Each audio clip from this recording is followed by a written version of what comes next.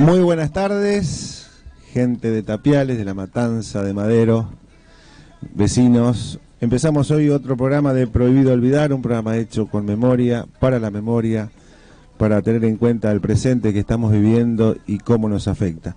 Hoy nos afecta esta semana algo en particular, algo que nos entristece, la muerte de 3 jóvenes de La Matanza. Y vamos a analizar un poquito todo este tema y hablar un poquito también de memoria, de visitas de alumnos a un centro clandestino de detención, tortura y exterminio aquí en La Matanza. Gracias Marcelo Almirón, que es el operador y también conductor a veces de este programa. Y hoy contamos con la visita de la profesora Fernanda Barrenti, que es militante también, parte del equipo directivo de un instituto de formación superior de formación docente, para hablar de estos temas. Vamos a empezar con un audio que está circulando, así reflexionamos un poquito de lo que está pasando. Marcelo. El dolor nos atraviesa, hoy el grito es urgente. Asesinaron a 3 jóvenes, 2 de 20 años, una de 15. 3 vidas apagadas por bestias que creen que el cuerpo de una mujer es descartable. No son personas, son el horror encarnado y lamentablemente son parte de una cultura que naturaliza el desprecio, la burla, el odio, la violencia y el control. No podemos seguir callando. Basta de justificar la violencia con estereotipos, basta de mirar para otro lado cuando el desprecio se disfraza de humor. Hoy alzamos la voz, porque fueron ellas, Morena Verdí, Brenda del Castillo y Lara Morena Gutiérrez. Pero mañana podemos ser cualquiera, porque no importa cómo vestimos, qué elegimos, qué trabajo tenemos o qué hacemos con nuestro cuerpo.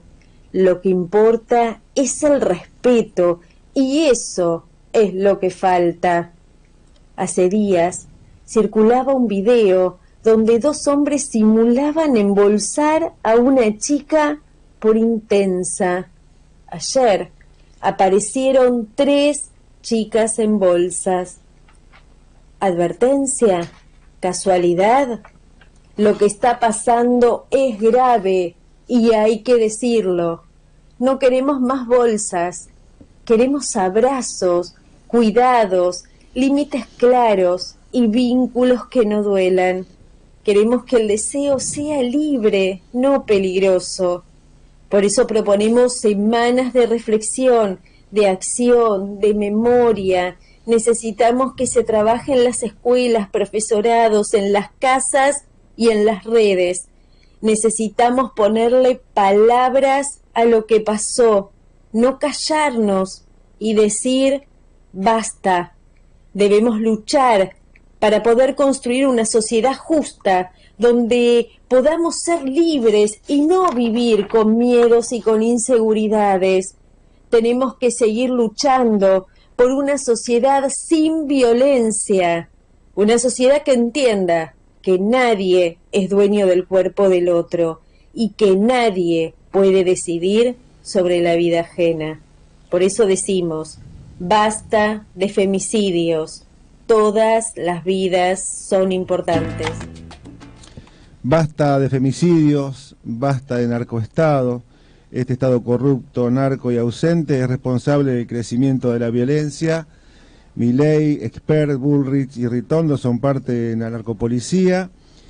Y lo dijo Milei, lo dijo cuando él decía preferir a la mafia que al Estado presente. Y hay la corrupción estructural nos está matando, está haciendo víctimas a jóvenes.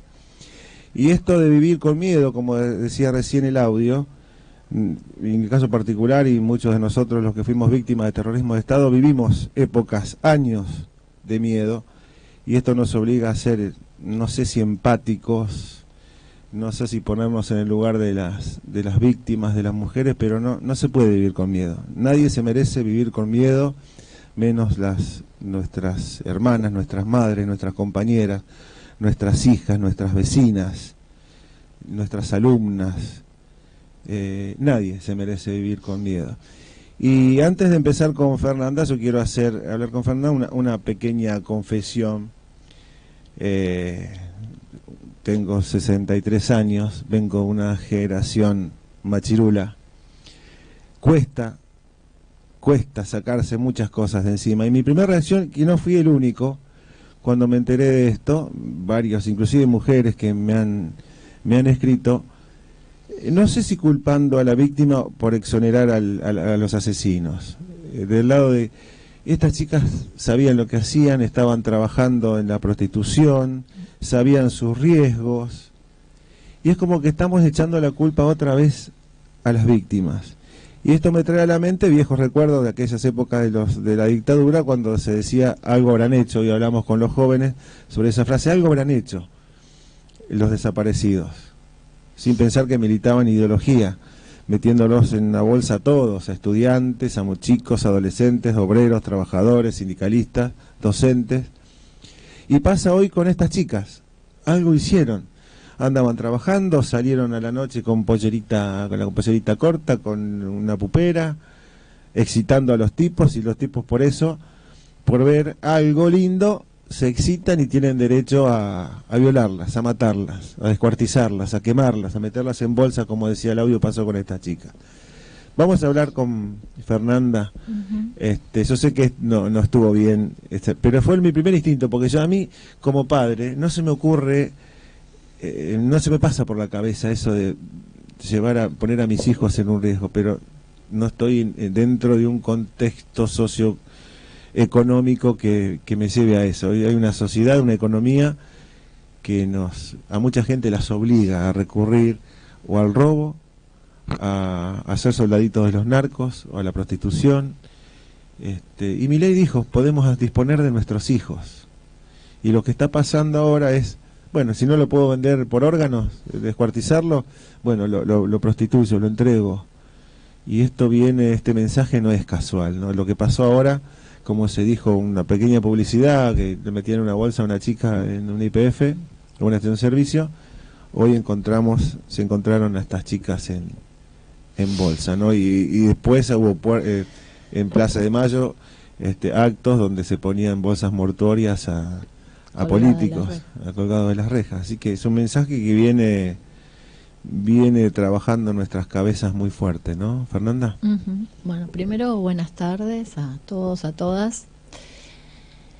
Sí, es un gusto estar, no por las circunstancias por las que uno se acerca a estos tipos de diálogo, pero sí porque, bueno, hay una oportunidad de por ahí poner un contrapunto en estas cuestiones que tan fácilmente nos salen. Sin duda, lo que vos dijiste, que la primera cuestión que se nos viene a la cabeza es cómo esa madre permitió, cómo esa familia dejó, cómo a una menor le permitieron salir con sus primas o sus amigas más grandes. Y la verdad que siempre, habiéndome criado en la misma sociedad en la que muchos de nosotros hoy estamos juntos, siempre se nos aparecen esas primeras respuestas. Es la respuesta inmediata, es la respuesta de querer buscar un culpable que de alguna manera descargue el horror que a uno le toca vivir. Y en realidad, a mí me parece que es muchísimo más profunda la problemática. Vos recién mencionabas una suerte de paralelismo entre las víctimas que fueron atravesadas en la dictadura por el horror organizado, y uno lo tiene como más visible eso, ¿no? Y la verdad que sí, lo primero que se decía es, bueno, algo habrán hecho, no hables con ese porque te puede pasar tal cosa. Y hoy, como ese horror organizado no lo tenemos tan presente, hay un permiso que se da, que es un permiso patriarcal, que también estuvo presente y fuertemente durante la dictadura, que permite que se dispongan de los cuerpos de las personas.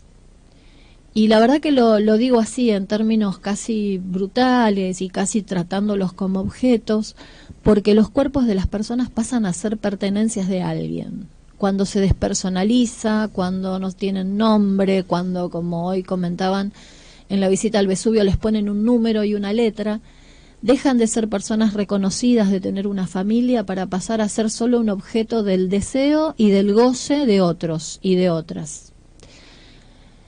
Eso para las mujeres es algo que hace mucho tiempo nos viene pasando, que en algún momento nos estuvimos acostumbrando y hubo largos periodos generacionales que acá nosotros lo vivimos fuertemente en los 90, en donde las mujeres éramos simplemente objetos y había que entrar dentro de determinados estereotipos, y dejábamos de ser una mujer con sentimientos, con sentidos y participando de una sociedad para pasar a ser el objeto de otro, y teníamos existencia en tanto que ese otro nos permitía existir.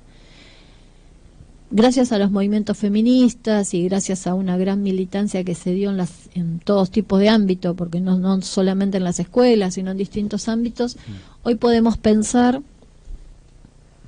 que esto es un horror, que estas 3 mujeres asesinadas es parte de una situación de horror, y que nosotros llamamos, y que tiene una estipulación puntual dentro de la justicia, que es femicidio. Está estipulado puntualmente porque el femicidio lleva en sí mismo una carga cultural. El audio que escuchamos al principio hablaba de la cultura que impulsa a determinadas personas a hacer esto. Tiene una carga cultural que es necesario revertir y sobre la que es necesario reflexionar. Acá, como te decía antes, culpar a los padres es mucho más fácil, es ponerlo en el lugar de la individualidad, es casi decir que esto no le pasa a cualquiera. Y sin embargo, si nosotros ahora tuviéramos la oportunidad de hacer una encuesta y preguntarle a cualquier mujer de cualquier edad cuántas veces han sido acosadas, molestadas, chifladas en la calle, subirse a un colectivo y ser tocadas o empujadas o manoseadas, yo creo, sin equivocarme, que el 80% de las mujeres que llamen dirían: a mí me pasó. Sí, hay una estadística ya vieja que 3 de cada 5 mujeres han sufrido algún tipo de acoso. Hay acosos serios, graves, o violación, sí, hay abuso. Hay una amplia gama. Entonces, en este caso, lo más fácil es echarle la culpa a la madre, que es otra mujer que seguramente estaría en una situación acuciante y que seguramente tal vez sabría perfectamente lo que hacen sus hijas. Ahora, yo la verdad que echarle la culpa a una madre que está en una situación delicada por el trabajo de sus 3 hijas que o de su hija y de sus amigas que eligieron esta forma porque era la única forma en la que les permitía tal vez tener un dinero asegurado y rápido para la subsistencia no solo de ellas sino también de su familia. Y la verdad que primero me empezaría a preguntar y a desandar ese carretel pensando cuáles son las condiciones que llevaron a esta madre a permitir esto, pero no responsabilizándola y culpándola de la situación, sino pensando que hay una situación con un entramado mucho más complejo que la llevó hasta acá. En ese entramado, cuando empezamos a tirar de la soga, encontramos, como vos nombraste, un presidente actual que no tuvo ningún empacho en decir que los homosexuales son pedófilos, que no ha tenido ningún empacho en decir que la figura del femicidio no es una figura a la que tengamos que prestarle atención porque es un asesinato como cualquier otro, que no ha tenido ningún empacho en decir que las mujeres somos unas privilegiadas, poniéndonos como ejemplo de que tenemos los mismos trabajos que pueden tener los hombres y que ninguna de nosotras, desconociendo totalmente la cantidad de cuestiones que una mujer pasa para llegar a cualquier cargo, a cualquier trabajo, en cualquier lugar y en cualquier tipo de sistema. Entonces creo que con esa capa protectora, el patriarcado sigue subsistiendo fuertemente. Y sobre todo cuando hay un estado de indefección de las personas, porque hablamos, por ejemplo, siempre se habla de un sexo débil, físicamente, podamos decirle así, débil en su mayoría, físicamente, ¿por qué? Porque un tipo tiene mayor fuerza, mayor volumen para atacar a una mujer.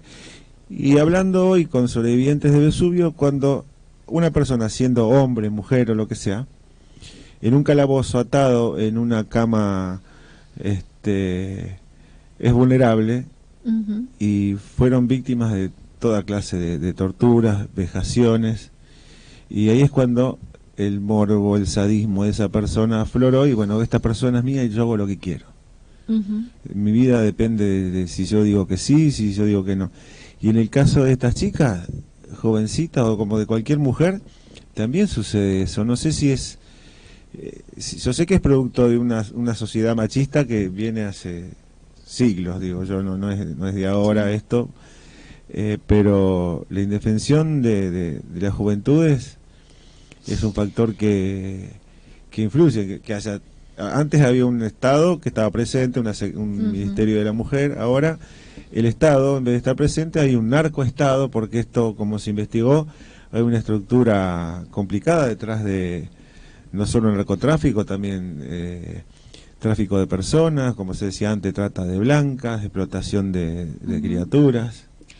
Sí, porque en realidad ahí lo que deberíamos nosotros pensar es que cuando el Estado se retira de la protección, o sea, los estados están pensados, después podemos discutir si las políticas que se llevan adelante siguen por esa línea, pero los estados están pensados para garantizar las posibilidades y las oportunidades de toda la población de manera igualitaria. Obviamente esos estados dependen después de las ideologías políticas que los organicen y los gobiernen para tomar decisiones en referencia a qué es lo igualitario en ese contexto. El tener un Estado de Derecho, en nuestro caso, debería garantizar que los tres poderes que nos gobiernan funcionen de manera articulada. Nadie dice que los tres poderes, el Poder Judicial debería mantenerse por fuera, digamos, de las confrontaciones político-partidarias. Sí.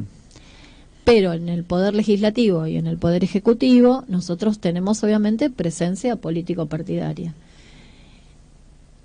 Y acá, porque la verdad que a mí me resulta muy difícil no entramar esta situación con la idea del Estado de Derecho y de un Estado presente.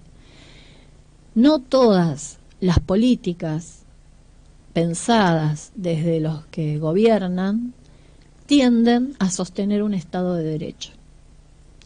De hecho, hoy estamos viviendo en un Estado, o sea, gobernado por una fuerza política que está intentando permanentemente arrebatarle las posibilidades a los otros dos poderes del Estado. Sí. Lo estamos viendo Con el Congreso. con el Congreso, con los vetos a las leyes que aparecen en el Congreso y sobre todo con los vetos a leyes que son leyes de protección, de cuidado. Veníamos discutiendo hace 10 años atrás, en el 2015, veníamos de discusiones interesantes en donde nosotros poníamos en primer lugar cómo profundizar el Estado de Derecho y qué significaba ir hacia la organización y construcción de una sociedad del cuidado. Veníamos de sancionar leyes como la ley de protección de los derechos integrales de niños, niñas y adolescentes. Veníamos de tener una ley de ESI nacional con fuerza en la provincia, con fuerza de obligatoriedad, para poder trabajar y hablar acerca de lo que significaba el desarrollo afectivo, vincular, de derechos de nuestros niños, jóvenes y adolescentes. Y de golpe todo eso se suspendió. Y se suspendió de una manera tajante y brutal, porque se sacó todo esto, nos olvidamos de un montón de cosas y las mujeres ya pasamos a tener un lugar de nuevo subjetivamente por debajo de lo que las decisiones de los otros hombres. De hecho, voy recordando imágenes del diputado Fernando Iglesias en situaciones terribles, con gestos totalmente violentos hacia sus propias compañeras, incluso ni siquiera habría que pensar en las compañeras de la oposición.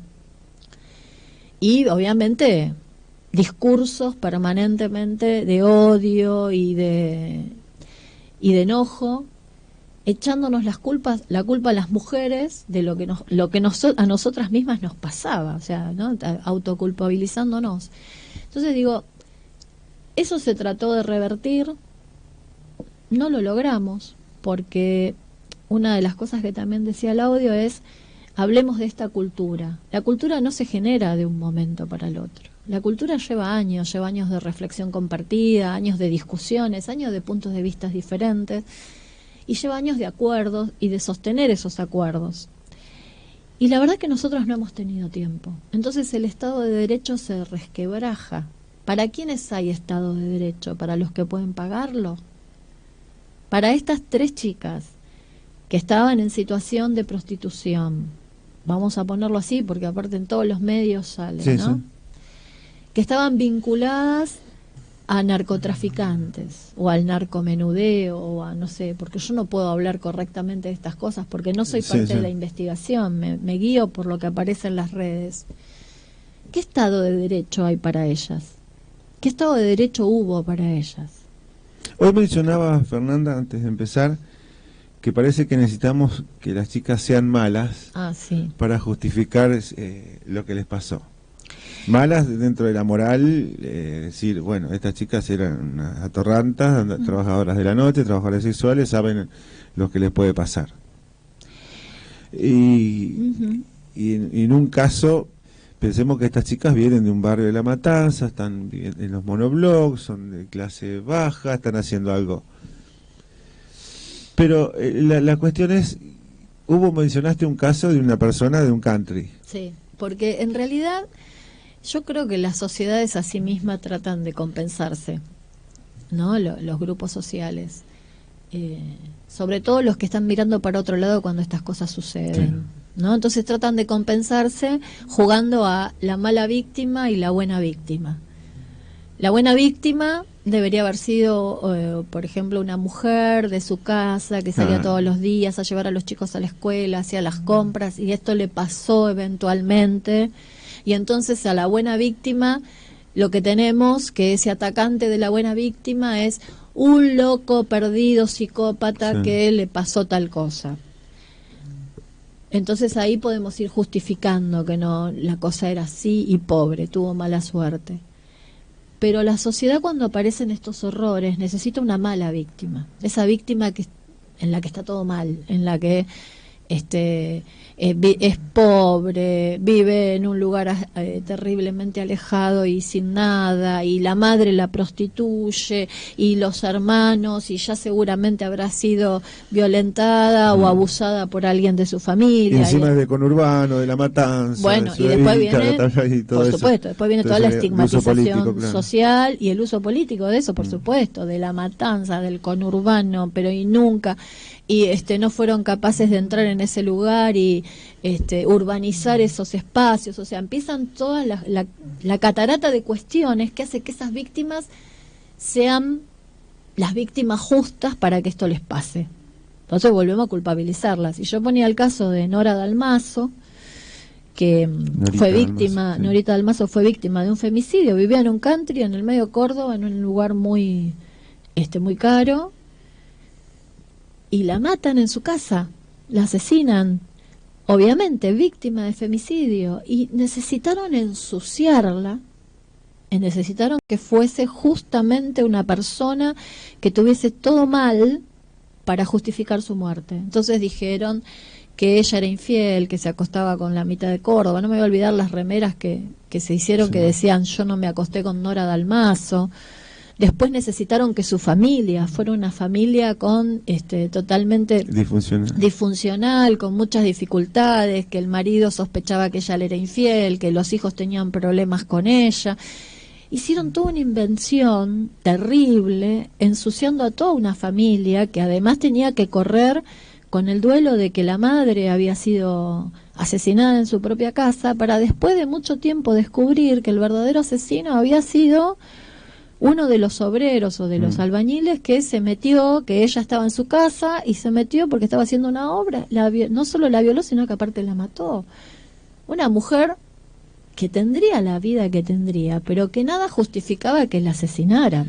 ¿Cuál es el problema? Que tenga muchos novios, amantes, chongos o lo que sea. Para mí no es un problema. Por eso, pero ¿cuál sería el argumento? Hay un problema social que viene arrastrado desde hace muchos años.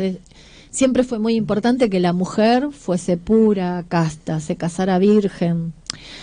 Hoy por ahí el del casamiento virgen lo podemos correr, pero sigue siendo importante que sea fiel, que sea casta, que esté con un solo hombre, porque ya cuando vemos una... ¿Y el hombre? Al hombre le está todo permitido, y eso es gracias al patriarcado. Porque el hombre parece que tuviera otras cuestiones que nosotras no tenemos. El hombre tiene derecho al deseo. Yo soy un privilegiado entonces por tener pito. Sí, vos y muchos más que están a tu alrededor. Ujú. Pero bueno, el patriarcado concede esos privilegios. Por Sí, eso, pero aún entre los hombres está el a ver quién la tiene más grande. por supuesto, bueno, después Siempre hay tienen, una después tienen una discusión interna. una ustedes. jerarquización de... Seguro, seguro. Y el que la tiene más grande posiblemente sea el que más mujeres tiene. Y a nadie le importa si están todas de manera consecutiva y en el mismo momento, en el mismo lugar. Al contrario, se merecen un aplauso si logran eso. Hoy dijo la Bullrich que 23 y 24 bajaron los femicidios. Y hoy estamos viendo en la televisión unas estadísticas que hay un femicidio cada ¿cuánto? 30 horas. 30 o 36. 36 horas. 36 horas. No me acuerdo. Cada 36 horas hay un femicidio en Argentina. Cuando decimos bajó la tasa de femicidios, sí, cómo no. Primero desarticularon por completo el Ministerio de la Mujer. Por lo tanto, no hay organismos que estén en este Claro. momento recuperando esa información, en primer lugar. En segundo lugar, si tenemos una ministra de Seguridad que pone todo su pensamiento, toda su organización y todos sus recursos al servicio de reprimir viejos los Sí. miércoles en la plaza, Ayer 1000 policías para reprimir a menos de 200 jubilados. entonces y no pone ningún tipo de organización para que en todos los lugares donde haya policía o donde haya distintos operativos, porque hemos visto operativos de gendarmería y todos otros. Las Para el fronteras, cuidado- el tráfico Bueno, de chicos. No hablemos. No. Para el cuidado de las personas, en lugar de para la represión de las personas, ¿cuánta gente va a ir a denunciar violencia doméstica? Cuando se sabe que denuncias una vez, denuncias 2 veces, denuncias 5, denuncias 25 y la cuestión sigue increyendo. Hemos tenido nosotros en el instituto, todos los años recibimos estudiantes, mujeres, que vienen y que nos vienen con sus certificaciones de haber hecho en el juzgado las perimetrales para que nosotros las tengamos en cuenta. Y sin embargo, ¿qué hacemos solo con una perimetral? Si no tenemos un sistema integral de cuidado y protección a las víctimas de violencia de género. Porque la violencia de género tiene muchas aristas y tiene un gran abanico de situaciones. Y la verdad es que la última, la más extrema y la peor es el femicidio. Sí. Pero en el camino tenemos una serie de situaciones con las que hay que seguir trabajando. Hoy por hoy, al no estar el Ministerio de la Mujer, no hay un lugar donde se puedan recuperar estadísticas, no de la mujer, digo, a nivel nacional, porque nosotros acá en la provincia tenemos el Ministerio de Mujeres, acá en el municipio tenemos la Secretaría de Género. Liliana Gendel, de secretaria. Exacto, hay mujeres que trabajan muy bien, pero la realidad es que los recursos no nos alcanzan, porque lamentablemente las situaciones de violencia, las situaciones de falta de derechos son mucho más importantes. Por eso decía, vivir en un estado de derecho es casi hoy por hoy una situación en la cual nosotros tenemos que empezar a pelear porque es casi un privilegio en algunas situaciones. Estas chicas no estaban en estado de derecho. Se involucraron en una situación en la que no tenían forma de ser cuidadas y protegidas. Pero si uno revisa la historia hacia el lugar donde ellas empezaron a trabajar, que era en Plaza Flores, ya había habido una primera investigación sobre la situación de las trabajadoras sexuales y ahí mismo ellas denunciaban que la misma policía las levantaba y las llevaba para hacerles contravenciones porque los vecinos se horrorizaban de su presencia, pero que nadie las cuidaba. No había nada, ninguna situación de cuidado. Hay muchísimas discusiones que se abren alrededor de esto, porque después podemos discutir si el trabajo sexual es trabajo o no. si se necesita una reglamentación o no para que estas mujeres Pero para mí eso es secundario. Ahora salió el Pero- tema, vamos a hablar, salieron pero- los grupos, sí, que la prostitución tiene que ser, ¿es un trabajo o no es un trabajo? Bueno. Hay víctimas, eso abre un camino para Acá la verdad, la realidad, o sea, iniciando el camino hay 3 víctimas de femicidio, claro. de una situación horrorosa. Esa situación se jugó fuera del Estado de Derecho, a sabiendas de que existían estas bandas de narcos que están por todos lados pululando, porque hoy las necesidades de una gran parte de nuestra población necesitan un alivio casi inmediato, frente a un gobierno que retira todos sus recursos de los ámbitos de cuidado de la población. No solo hablamos del Ministerio de Mujeres, también hablamos de la AUH insuficiente, que está en riesgo ahora la UH. que ahora está en riesgo porque dicen que posiblemente el año que viene o la dejen fija, que sería una tragedia, o la hagan desaparecer, porque estamos a merced de los requerimientos del Fondo Monetario. Entonces, cuando decimos a mí no me importa si se toma deuda, sí te tiene que importar, porque nos están poniendo condiciones para la vida cotidiana. Entonces, empezamos a ver cómo esto cada vez queda más a merced de los que tienen dinero y de los que pueden pagar. Y cómo grandes bolsones de nuestra población terminan siendo o prostituidos o siendo soldaditos de este narcoestado. Es como si fuese un estado paralelo. En ese estado paralelo no hay derecho. Hay vida o muerte. Y para la vida tenés los condicionamientos que se ponen porque el que tiene el dinero paga el condicionamiento que quiere con el que quiere transitar ese tiempo. Y si vos no te adherís, no te adecuás a ese condicionamiento, lo otro es la muerte. Y lo mismo va a pasar con el condicionamiento que nos pone el FMI o Estados Unidos en este caso. Vamos a tener que hacer lo que ellos quieran. Por eso digo, no, y esto se empalma directamente con la mirada política que nosotros tenemos sobre la sociedad.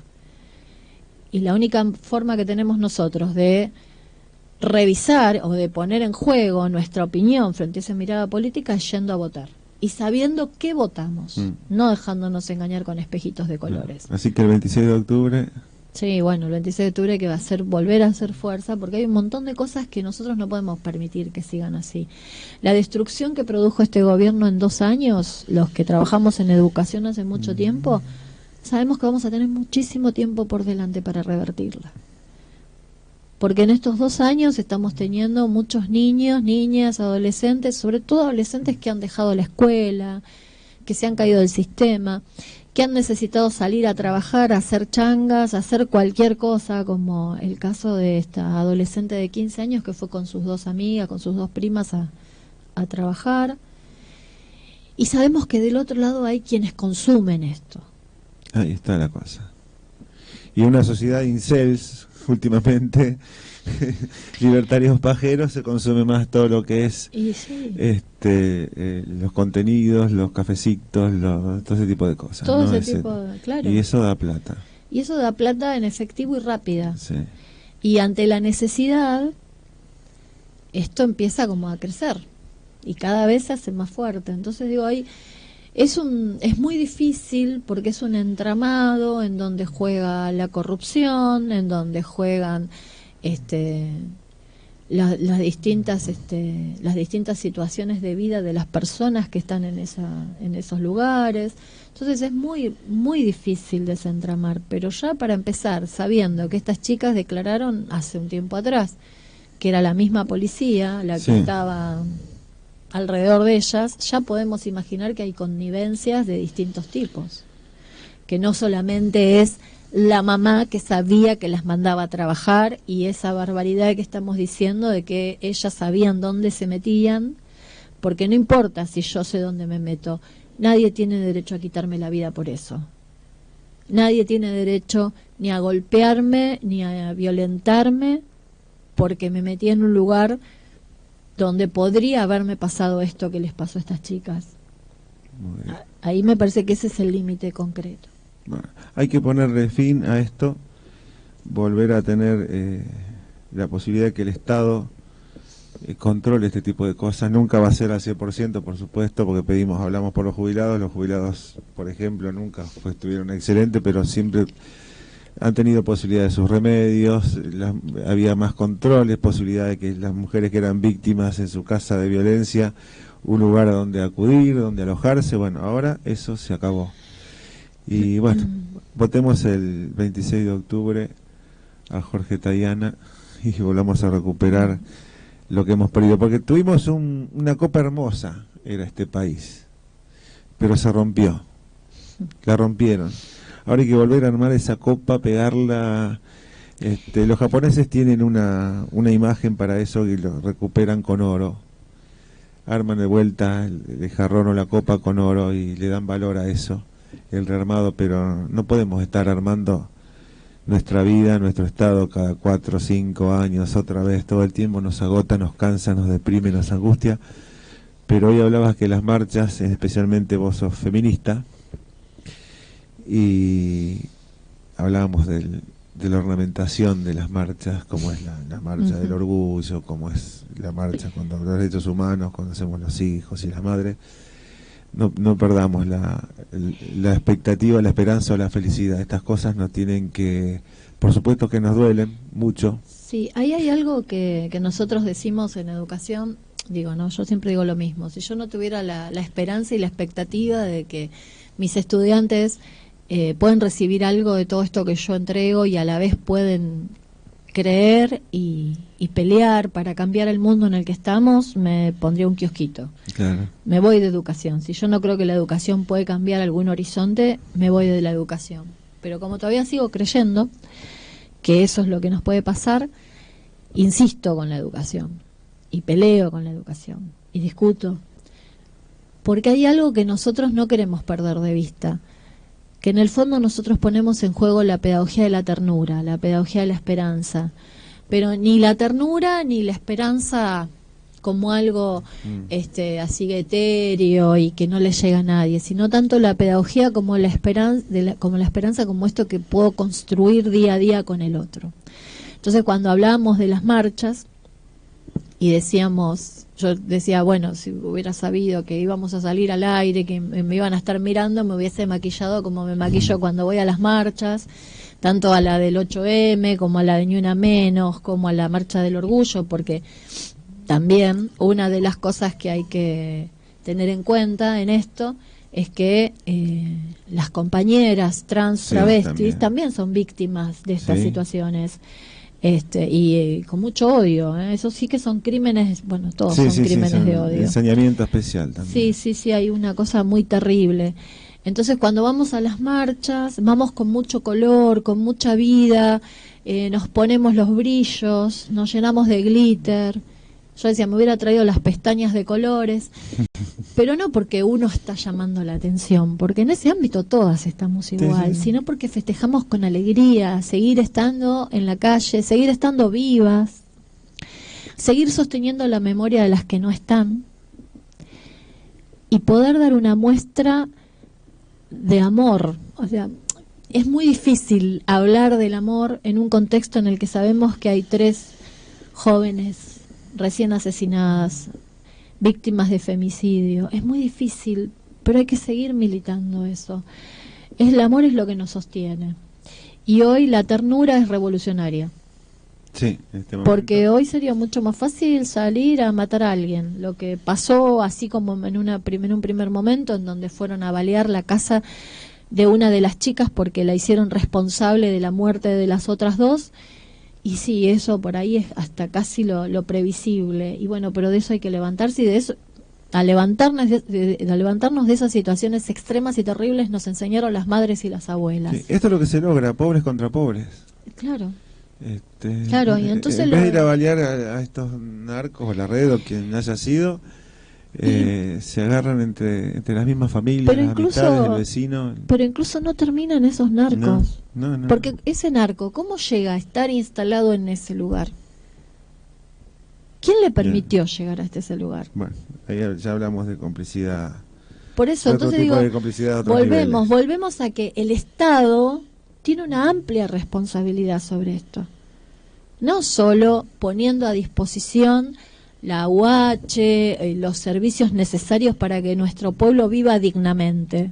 Tenía una responsabilidad política también. Claro. Es complicado el tema ese, porque yo lo escuchaba, una de las que estaba agitando toda esta revuelta era una concejal electa. Esta misma concejal electa, hace unos días, unos meses, estaba hablando que estos negros de mierda de las villas, de los barrios... Los que cagamos en balde. Los que cagan en balde había que sacarlos. Y después fueron acá y repartieron plata para remeras, para movida, en contra la gestión municipal. Por supuesto que faltan hacer muchas cosas. Se están haciendo muchas cosas y falta. Es complicado, pero se están haciendo cosas, muchas cosas buenas en La Matanza. Pero esta gente no tiene escrúpulos. Ayer te estaban puteando al barrio porque eras un negro marrón cagando en un balde y ahora vas atrás de esta persona utilizando esta figura. La URSS decía que no hay que ponerle bandera a esta chica. ¿Cómo que le ponerle bandera? No? Hay que poner un pañuelo violeta. Hay que ponerle el pañuelo violeta, hay que ponerle el pañuelo verde. Y la bandera argentina. Sí, y también... la nación tiene que estar ocupándose de esto. Yo pensaba en esa utilización, espuria, ¿no?, que hacen determinados punteros de fuerzas políticas como los de La Libertad Avanza, que bueno, la concejala electa, amén de que ha cambiado de bando, o sea, es digna representante de Bullrich, porque se ha ido de un bando al otro y sigue representando en otros lados. Ellos quieren hacer esa utilización espuria, pero yo escuché al abuelo de una de las chicas, y el abuelo dijo algo que me pareció, en el medio del dolor y de la angustia de haberse enterado cómo habían asesinado a su nieta, en el medio de ese dolor dijo: mientras nosotros tengamos un Estado ausente de las cuestiones de la gente, de las cuestiones del pueblo, de lo que nos pasa en los barrios, mientras tengamos un Estado que mira hacia otros países y no se ocupe de lo que nos pasa a nosotros, no vamos a poder resolver no solo la situación de mi nieta, sino la situación de muchas personas, no solo mujeres. Me pareció muy interesante que una persona en el medio de tanto dolor pueda hacer esta reflexión. Posiblemente es una reflexión difícil, ¿no?, y que tal vez en algún momento vuelva atrás. Sí, pero desde el dolor. Pero desde el dolor me pareció muy importante. Yo la verdad que creo que, por eso digo que para mí, seguir apostando al ejemplo de las madres y las abuelas, que no hay peor dolor que se lleven a tu hijo y no saber dónde está, y en muchos casos no haberlo recuperado nunca, que desaparezcan tus nietos, y sin embargo solo pidieron justicia, y me parece que ese es el camino. Es cierto que cuando le pasa a uno es muy difícil sobreponerse a la situación extrema y pedir justicia. Pero si nosotros estamos de acuerdo en que el Estado tiene que ser un Estado de derecho, esto es sobre lo que tenemos que trabajar. Yo cuando hablo de militar, no solo pienso en militar, yo milito desde la educación en principio porque fue lo que elegí, pero no solo hablo de militar desde una organización política o desde una organización sindical, también hablo de militar todos los días, con la gente que nos rodea, poniendo palabra ante cada situación y ante cada hecho, porque me parece que tenemos una gran responsabilidad. Los que podemos ver un poquito más allá y vivimos un par de años más, tenemos una gran responsabilidad con nuestras generaciones más jóvenes. Y parte de esa responsabilidad, Fernanda, es algo de lo que venís llevando a cabo hace unos años con tu institución, con el 82. Vamos a cambiar un poquito de tema, que esto duele bastante, bueno, pero hay temas que también duelen, como fue nuestro pasado. Nosotros en La Matanza tenemos 530 y pico desaparecidos. 532. 532. Hay 14 centros clandestinos señalizados, todavía no hay espacio de memoria, pero hoy hay un lugar emblemático en La Matanza que es el Vesubio, que fue un centro clandestino de detención, tortura y exterminio, que está en Camino de Cintura y Richieri, sobre la colectora, que es Camino de la Virgen, enfrente de Puente 12, hasta la policía, y es uno de los más importantes. Por allí pasaron en los juicios, se pudieron testificar sobre 392 víctimas, hay genocidas ya condenados, y es un lugar que se puede por ahora visitar. está en ruinas porque ahí había 3 casas, 3 chalets donde se llevaba a los desaparecidos, se los torturaba, luego se los desaparecía. Y eso está en ruinas. En el 78 se tiró abajo porque venía la Corte Interamericana de Derechos Humanos a averiguar, los milicos tiraron todo para borrar, pero se señalizó ese lugar. Y podemos ir a acompañar a los alumnos de las escuelas secundarias, terciario o superior, como es en tu caso. Bueno, yo soy de la época del terciario. Con sobrevivientes pudimos, estuvo el otro día y hoy también, y va a volver a estar Hormiga Arqués, Paulino, Silvia Saladino, y van a venir otros tantos, personas que pasaron en ese lugar muy jóvenes, fueron torturados y otras cosas más, y pudieron contarle a los pibes. ¿Cómo vivís esa posibilidad de llevar vos a tus alumnos, a los tuyos, a los otros profesores, con otros profesores, con una institución, con chicos que van a ser docentes, profesores de psicología, de literatura, de economía, ¿de qué más? De ciencia ahí política. Tenemos filosofía, economía, ciencia política, historia, geografía, lengua y literatura y psicología. 7 carreras. Todas carreras para zurdos es eso, ¿no? Todas carreras revolucionarias. Todos ¿no? zurditos, Sí. somos todos zurditos ahí. Ahí, esto empieza cuando cumplíamos los 40 años de democracia.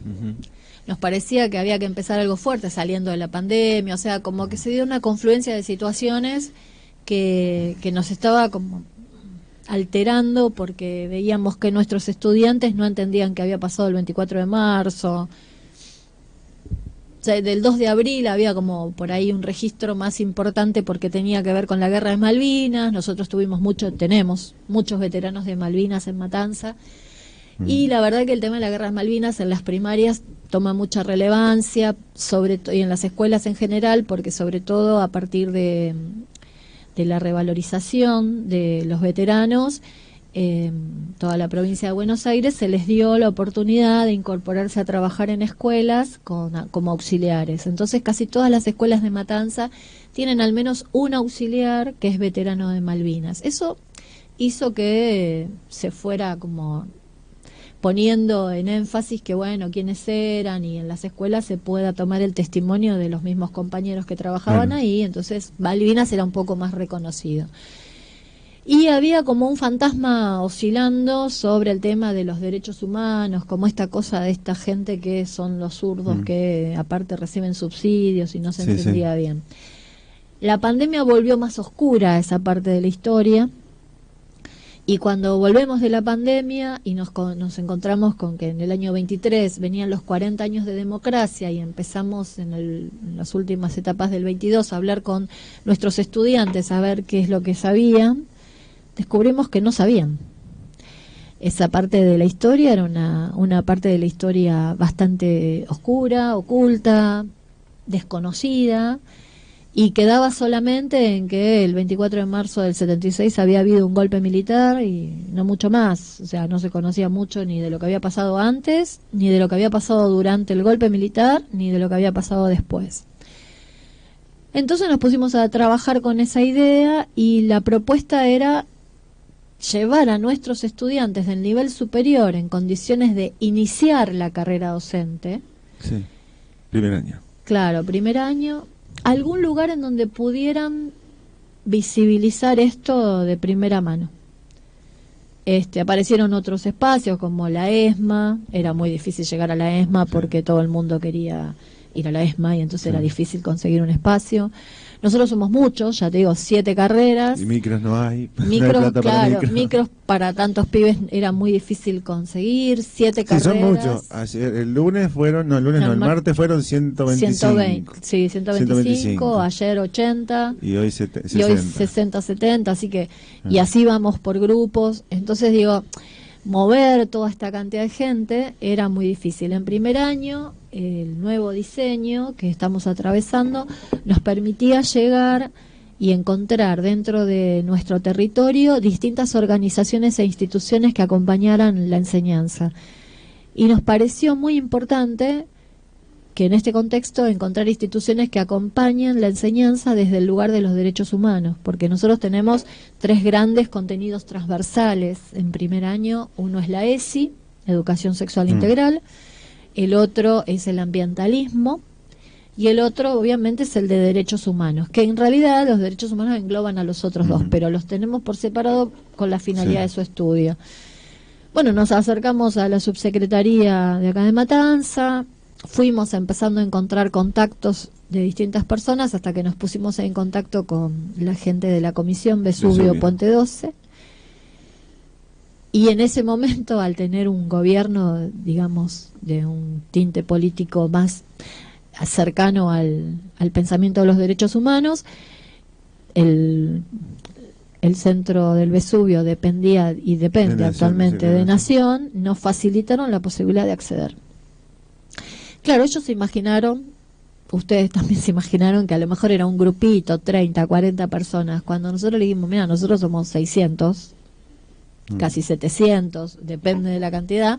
Las chicas Verónica y Silvia chochas estaban, porque toda la Comisión Vesubio, ay, qué lindo van a ir los chicos. Sí, van a ir los chicos, 50, 60, me decían, ¿cuántos son? Y yo tímidamente decía, y hoy van a ir 60. Y 2 semanas todos los días.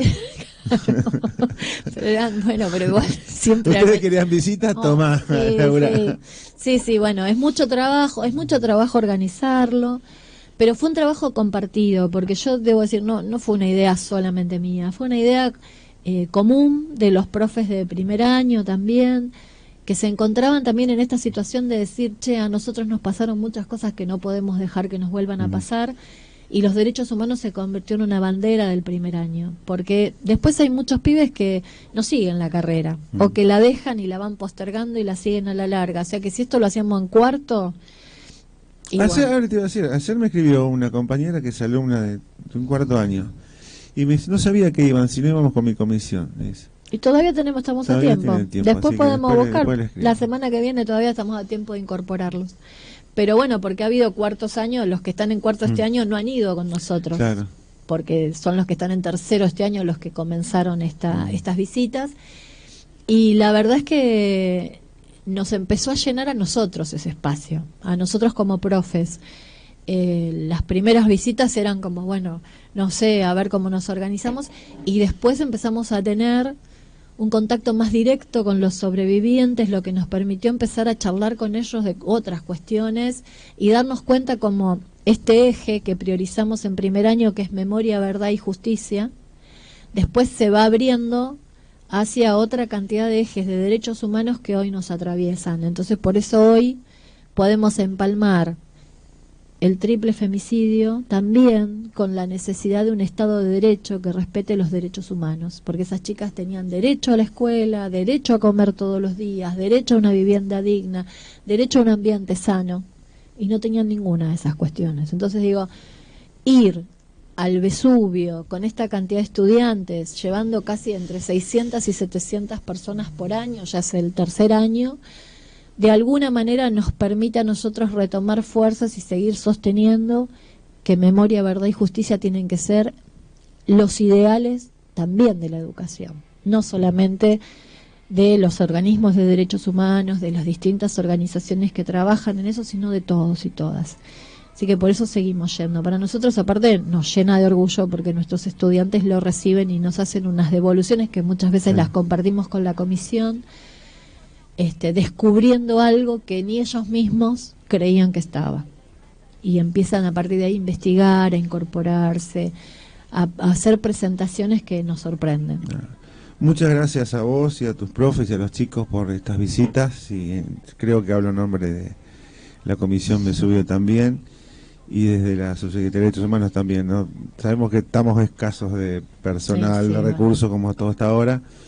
Nos gustaría, por supuesto, aportar más, pero ahí estamos. Así que, y desde ya de la agrupación Hijos, mí en particular y todo, siempre vamos a acompañar porque es el trabajo, no digo que tendríamos que hacer solamente nosotros, pero la comunidad, porque los 30.000 son de todos, los 30.000 son los que desaparecieron porque tiene esa idea de luchar por estos derechos que vos mencionaste recién, que hicieron víctimas de estas chicas. Marcelo, ¿cerramos con ese temita o hacemos tiempo? Nos vemos el jueves que viene. Gracias. Bueno, licenciada, profesora. Gracias a ustedes. Maestra. Maestra, qué lindo.